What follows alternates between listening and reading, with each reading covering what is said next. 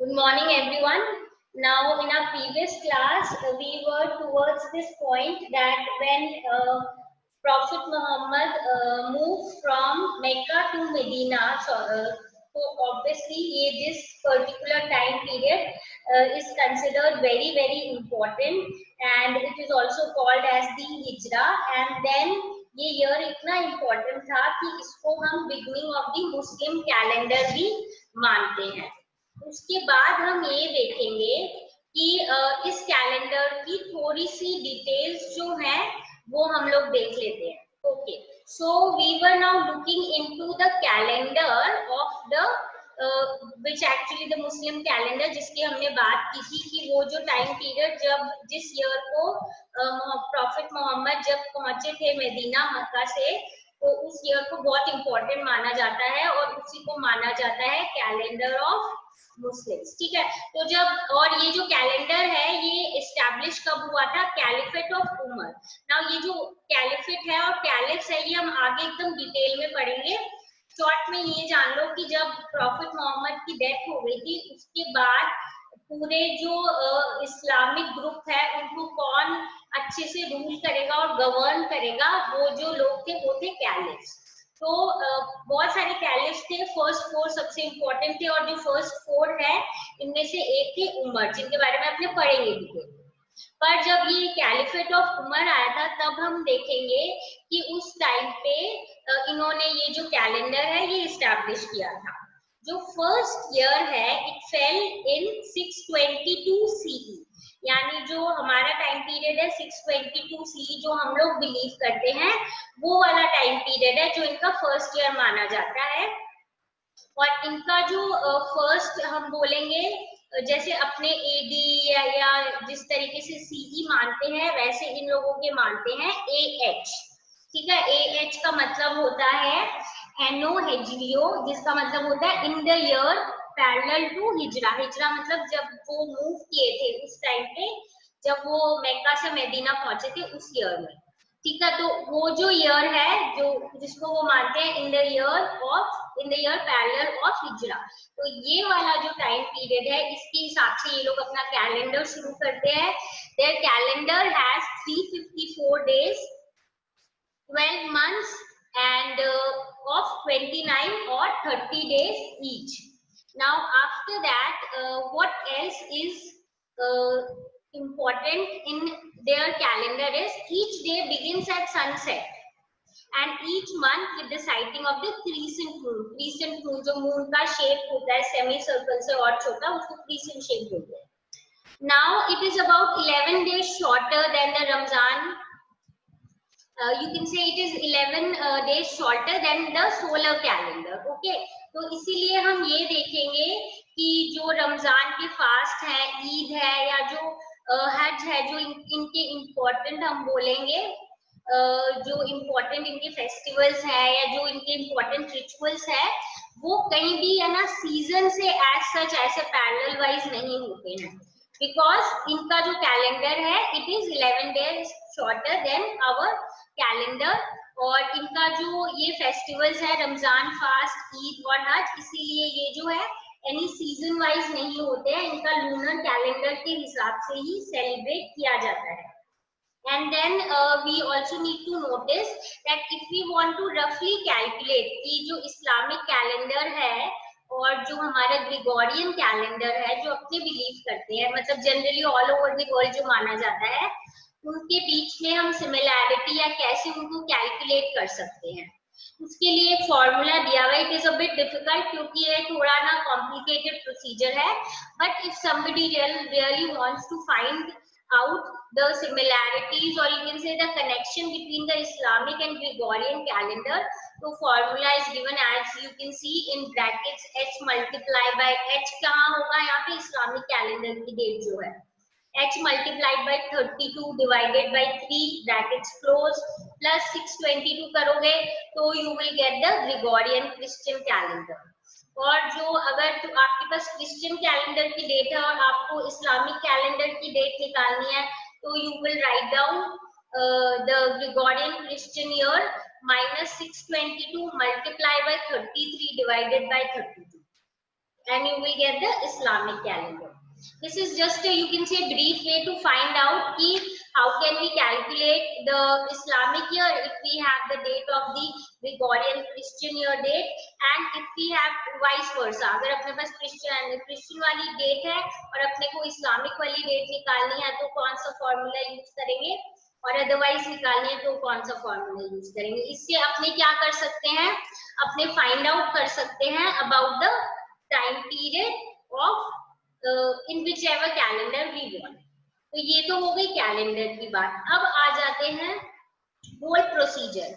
हमने ये देख लिया था कि इस्लाम का ओरिजिन कैसे हुआ, हमने ये देख लिया था कि कैसे वो इम्पोर्टेंट बन गया जब प्रॉफिट मोहम्मद जो है वो मक्का से मूव करके मदीना में मूव किए। अब कैसे ये डेवलपमेंट हुआ और क्यों ये डेवलपमेंट हुआ, ये थोड़ी डिटेल में कर लेते हैं। किसी भी हम बोलेंगे जो रिलीजन है उसका मतलब वो कितने दिन तक सरवाइव करेगा या कितना पावरफुल रहेगा, इसके पीछे हमेशा ये होता है कि उसके जो बिलीवर्स हैं वो कितने दिन तक सरवाइव कर रहे हैं। सीधी सी बात है, इफ समबडी इज हिंदू तो हिंदू रिलीजन कब तक सरवाइव करेगा, जब तक जो लोग हिंदुइज्म में बिलीव करते हैं वो लोग जीते रहेंगे, कंटिन्यूएशन उनका चलता रहेगा। उसी तरीके से हम बोलेंगे कि अगर वी आर टॉकिंग अबाउट इस्लाम तो इस्लाम रिलीजन एज अ रिलीजन कब तक कंटिन्यू करेगा, तब जब तक उसके जो बिलीवर्स हैं वो सरवाइव करेंगे। तो ये तो सबसे बेसिक चीज है। इसके अलावा नेक्स्ट चीज क्या है कि जो कम्युनिटी है इनकी, अब ये एकदम ओरिजिन हुआ है, नया नया ओरिजिन हुआ है, तो इसको हमें सरवाइव भी करना है और इसको एक्सपैंड भी करना है। तो ये कंसोलिडेटेड, ये एक साथ रख के इसको एक्सपैंड कैसे किया जा सकता है, अगर इसको इंटरनली भी प्रोटेक्ट करना जरूरी है और एक्सटर्नली भी। इंटरनली क्यों है, क्योंकि ये एक नया रिलीजन ओरिजिन हुआ है। हमने पढ़ा था तब तक हर जो कम्युनिटी है वो कहीं ना कहीं अपने अलग आइडियल, अपने अलग रिलीजन में बिलीव करती है। तो अगर कोई एक रिलीजन पावरफुल होगा या एक सेक्शन पावरफुल होगा तो जो दूसरे सेक्शन वाले लोग हैं वो कहीं ना कहीं उसका पावर कम करने की कोशिश करेंगे, क्योंकि उनको डर लगेगा कि हमारे रिलीजन की तो इम्पोर्टेंस कम हो जाएगी। इसीलिए इंटरनली भी आपको प्रोटेक्ट करना है और एक्सटर्नली क्यों प्रोटेक्ट करना है, जो बाहर के आपके मतलब आपके एरिया के नहीं, बाहर के, चाहे वो रिलीजन हो चाहे वो दूसरे एम्पायर हो, अगर वो आप पे अटैक करेंगे तो कहीं ना कहीं आपकी कम्युनिटी भी धीरे धीरे डाई ऑफ होने लग जाएगी। तो you should have control over it internally and externally also. तो कंसोलिडेशन और प्रोटेक्शन जो अब इस टाइम पे है, इसमें पॉलिटिकल इंस्टीट्यूशंस का होना भी बहुत जरूरी है। नाउ अंडरस्टैंड, यहाँ पे हम देखेंगे रिलीजन और पॉलिटिक्स मिक्स हो रहा है। कैसे मिक्स हो रहा है, अब ये सोच रहे हैं अगर हमें इस्लाम को या अपना जो रिलीजन है, अपने बिलीफ को अगर हमें बढ़ाना है तो हमें अपने एरिया पे पॉलिटिकल कंट्रोल भी होना चाहिए। और जो पॉलिटिकल कंट्रोल है वो हम 3 तरीके से कर सकते हैं। 3 सोर्सेस क्या है अपने पास, 3 सोर्सेस यहाँ पे। 3 सोर्सेस क्या है, सबसे पहले जो अपने स्टेट है उसी में से अपने इंस्टीट्यूशंस को कंटिन्यू रखना, उनको पावरफुल बनाना। अगर सपोज हम इंटरनली और अपने स्टेट को जो हमने कंट्रोल करना है उसके लिए एक तो हम पास्ट से क्या लेते हैं, बहुत सारे चीजों को फॉलो करते हैं, कंटिन्यू करते हैं, या फिर हम क्या करते हैं, हम कोई बाहर की ऐसी आइडियोलॉजी है जो अपने को सही लगती है उसको फॉलो करते हैं, या फिर एकदम नई चीज फॉलो करते हैं। अब ये जो इस्लाम में है, प्रॉफिट मोहम्मद ने तीनों चीजें की थी।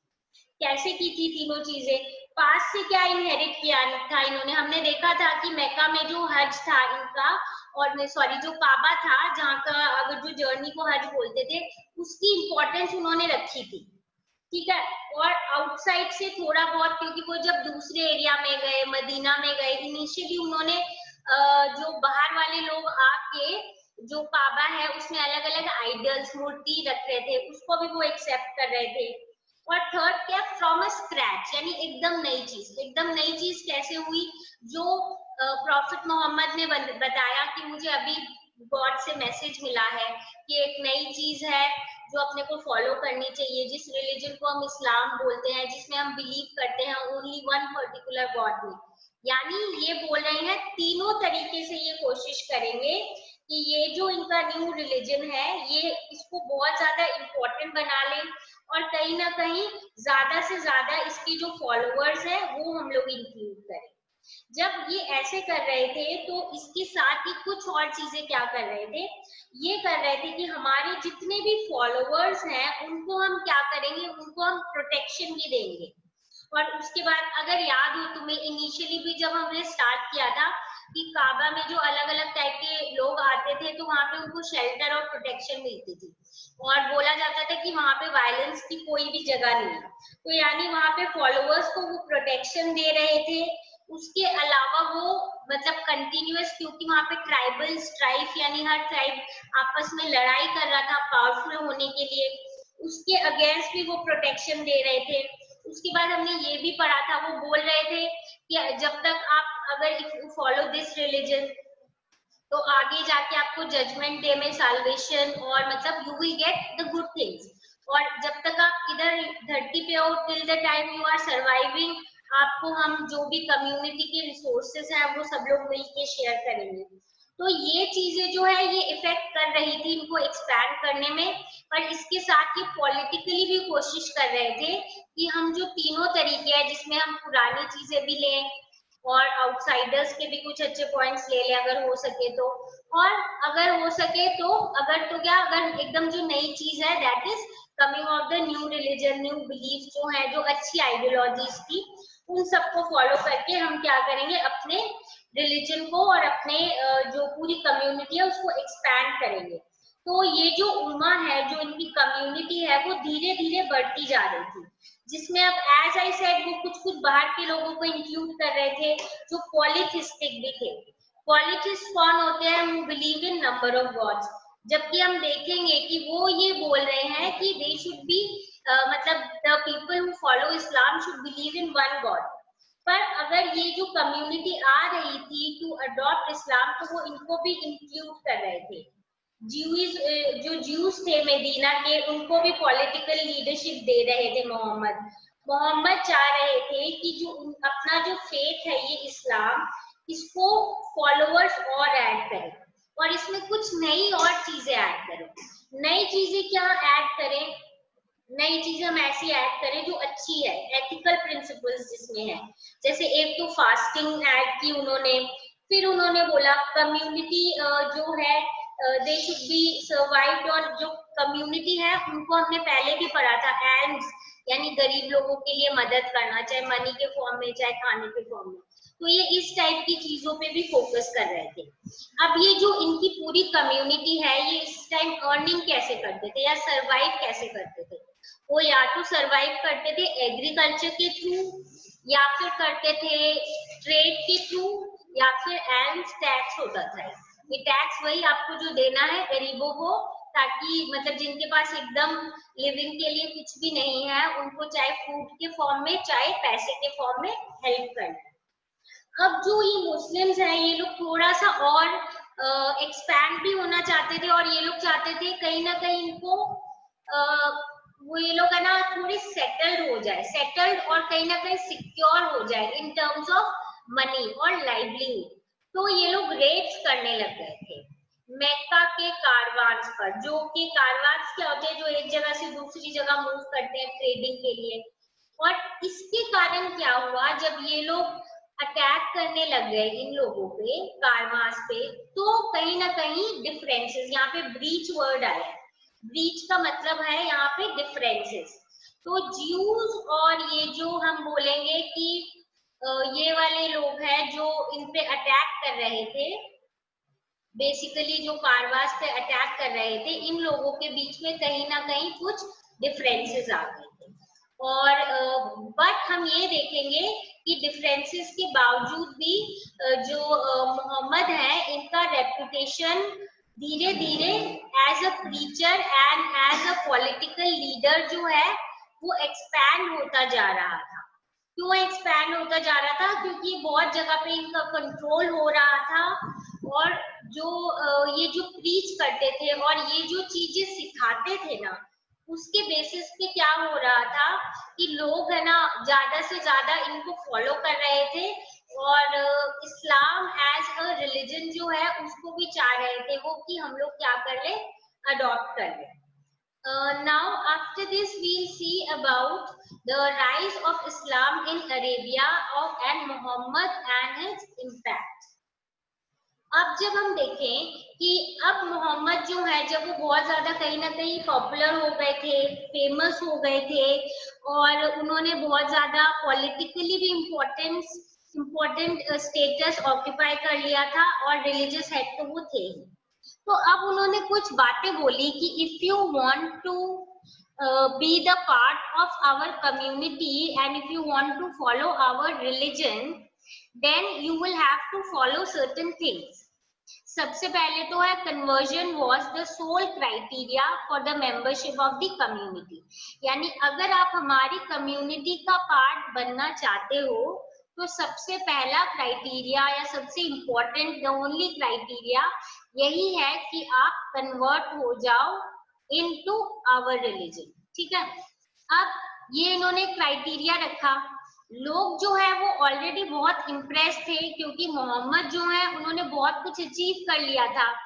कहीं ना कहीं उनकी जो प्रिंसिपल्स और पॉलिसीज थी वो बहुत अच्छी थी और वो पॉलिटिकली भी इम्पोर्टेंट हो रहे थे। तो हर जो काफी जो बेदुइन्स है, जो ट्राइबल ग्रुप्स है और कम्युनिटी है, वो लोग चाह रहे थे कि हम भी है ना मोहम्मद की कम्युनिटी में ऐड हो जाए। तो इसीलिए बहुत सारे लोगों ने कम्युनिटी ज्वाइन कर ली और खुद को कन्वर्ट कर लिया इनटू विच रिलीजन, इनटू इस्लाम, ताकि जो डेजर्ट की कंडीशंस है जो इतनी हार्श है वहां पे वो सरवाइव कर सके। क्योंकि हमने देखा है अगेन एंड अगेन अंडरस्टैंड, इन्होंने रिलीजन के साथ साथ ये भी बोला है कि अगर आप हमारी कम्युनिटी में आओगे तो हम ये ध्यान रखेंगे कि आपकी जो बेसिक लिविंग है वो भी फुलफिल हो, जो एग्रीकल्चर के थ्रू, ट्रेड के थ्रू एंड टैक्स के थ्रू और थोड़े बहुत रेट्स के थ्रू कंटिन्यू हो रही थी। तो इसीलिए everyone wanted to be part of their community and this community slowly and gradually started expanding. अब इन्होंने जब ये इतनी इम्पोर्टेंट हो रही है, नंबर ऑफ पीपल इस कम्युनिटी में बढ़ रहे हैं, पॉलिटिकली भी इम्पोर्टेंट हो रही है, तो कुछ स्टेप्स लिए गए पॉलिटिकल पॉइंट ऑफ व्यू से। मदीना को सबसे पहले बना दिया गया administrative capital of the emerging Islamic state, यानी जो मेन कैपिटल है जहां से एडमिनिस्ट्रेशन किया जाएगा पूरे इस्लामिक लैंड का, उसको उन्होंने नाम दे, उसको उन्होंने कौन सी एरिया को बना दिया, मदीना को।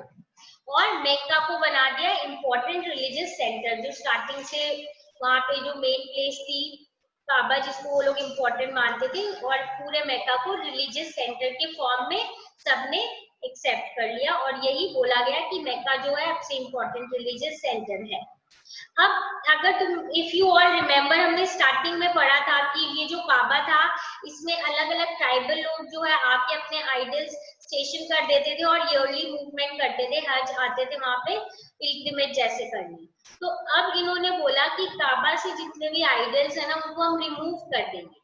क्यों? क्योंकि जो मुस्लिम्स है वो जब भी अपने प्रेयर्स ऑफर करेंगे गॉड को, अल्लाह को, तो वो उस साइड पे यानी काबा की साइड अपना फेस जो है रखेंगे।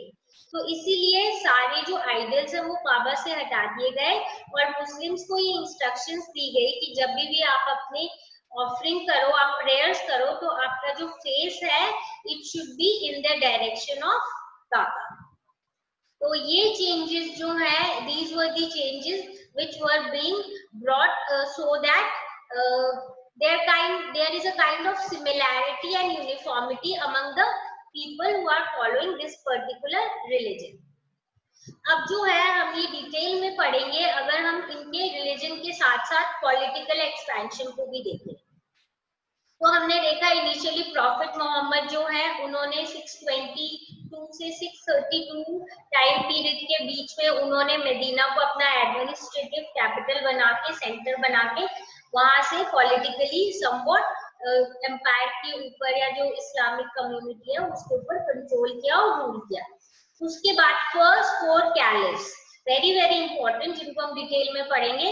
इन्होंने भी रूल मदीना से ही किया और इनका टाइम पीरियड जो है वो 632 से 661 के बीच का था।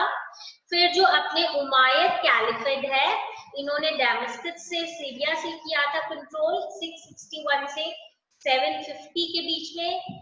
एबिसिड ने किया था बगदाद से 750 से 945 के बीच में। उसके बाद बहुत सारी सल्तनत जैसे आई थी, which all of these we will study in detail, but एक टेबल बना दिया so that you know the basic important, you can say the rulers or the people who control over these areas.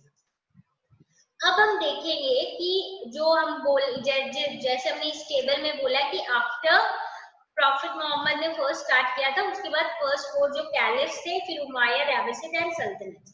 तो जो first 4 caliphs है, इनके बारे में पढ़ते हैं कि ओरिजिन कैसे हुआ, ये जो हम टर्म बोलते हैं कैलिफ का। और जब भी मैं कैलिफ बोलती हूँ, I suppose you all may be having a idea, या कहीं से ना वो मेमोरीज आ रही होगी of class 10th class. 10th class में जब हमने किया था नॉन कोऑपरेशन में खिलाफत मूवमेंट को ऐड कर दिया था, जिसमें जो कैलिफ था या जिसको हिंदी में खलीफा बोलते हैं, उनको कहीं ना कहीं ट्रीटी में ह्यूमिलिएट किया गया था। तो Muslims all over the world were saying कि ना ये जो ह्यूमिलिएशन है इसको अनडू करो। So at that time, some of you were having confusion कि ये कैलिफ कौन है, ये कैलिफेट क्या है। I told you that all over the Muslims, all over the world consider caliphs as their spiritual head. तो ये कैलिफ का जो कॉन्सेप्ट है, ये स्टार्ट इस टाइम से हुआ था। कब से हुआ था? After the death of Muhammad in 632 CE। जो नेक्स्ट हम बोलेंगे प्रॉफिट है, it could not be claimed easily and legitimately, यानी कि कौन बनेगा अब नेक्स्ट प्रॉफिट, मतलब क्योंकि प्रॉफिट का मतलब तो वो मैसेंजर ऑफ गॉड होना चाहिए, पर अपने पास कोई क्लियर इंडिकेशन है ही नहीं कि अब नेक्स्ट कौन प्रॉफिट बनेगा। तो पॉलिटिकल अथॉरिटी जो है वो पूरी की पूरी किसके पास चली गई? उम्मा के पास, जो कि क्या थी? कम्युनिटी थी। पर कोई भी एस्टैब्लिश इनके पास प्रिंसिपल नहीं था कि अब इनको सक्सीड कौन करेगा, who will be their successor, next कौन होगा। और कहीं ना कहीं इसके कारण जो मुस्लिम्स है वो आपस में डिवाइड होने लग गए, क्योंकि सबके पॉइंट ऑफ व्यू जो है वो अलग थे। तो इस टाइम पे हम देखेंगे इंस्टीट्यूशन ऑफ कैलिफेट जो है वो इनोवेट, यानी पहली बार निकला। तो कैलिफेट जो है कहीं ना कहीं हिंदी में इसको खलीफा बोलते हैं और इसको डिप्यूटी भी बोलते हैं। somebody who is given the control over the area because maybe the actual ruler is not present। तो यहाँ पे कहीं ना कहीं ये एक्चुअल रूलर ही बन जाएंगे। हम किसी को प्रॉफिट का नाम नहीं दे रहे हैं, पर हम नाम उनको दे रहे हैं कैलिफ का। तो ये कैलिफ वाला आइडिया इंट्रोड्यूस हुआ। जो लीडर ऑफ कम्युनिटी है, जिनको बोलते हैं अमीर अल मोमिनीन, वो बन गए डेप्यूटी। तो ये जो डेप्यूटी है, जिनको हम खलीफा भी बोलते हैं, this actually became more important. और यही जो हम बोलेंगे कि जो डिप्यूटी है या खलीफा है, यही नेक्स्ट जो है रूल करेंगे या कंट्रोल करेंगे ओवर द एंटायर कम्युनिटी। तो अब कैलिफेट जो है, इनके दो क्या ऑब्जेक्टिव थे? एक तो कि है ना कंट्रोल करना है ओवर द ट्राइब्स ऑफ उम्मा, यानी उम्मा जितनी भी कम्युनिटी है, जितने भी कम्युनिटीज ऑफ उम्मा है, जितने भी ट्राइब्स हैं उसके अंदर, उन सबको कंट्रोल करना है। और क्या करना है? रिसोर्सेज फ्रॉम दी स्टेट, सारे के सारे रिसोर्सेज जो है वो हमें रेज करने हैं अपने स्टेट से, मतलब इनकम कैसे जनरेट करनी। बहुत सारे ट्राइब जो है इसके बाद ब्रेक अवे हो गए थे फ्रॉम इस्लामिक स्टेट, और सब कोशिश कर रहे थे अपना या अपना प्रॉफिट बनाने। प्रॉफिट यहाँ पे मतलब जैसे प्रॉफिट मोहम्मद थे वो प्रॉफिट। सो मेन कैलिफेट के ऑब्जेक्टिव हो गए थे कि उम्मा को कंट्रोल करना है, उसके ट्राइब्स को, और रिटेल अपने पास रखना है, और इनकम यानी कि way to raise resources from the state. और बाकी ट्राइब सोच रहे थे हम भी, मतलब अब एक ना एक सब सोच रहे थे हमारा ट्राइब इम्पोर्टेंट हो, हमारा ट्राइब इम्पोर्टेंट हो। तो सब अपने अपने प्रॉफिट्स को इम्पोर्टेंस देने की कोशिश कर रहे हैं। पर हम देखेंगे कि जो अपने फर्स्ट कैलिफ है वो बनेंगे अबू बकर, जिनके बारे में we will study in our next class. We will study about the 4 caliphs and few other important things in our next class. till here you just need to remember कि जो अपने first caliph है वो अबू बकर बनेंगे, and now we will move on to the later parts, or you can say we will proceed in the next class. I suppose everything is clear for today. If you have any problem, feel free to ask. And now we'll meet in the next class. So meet you all in the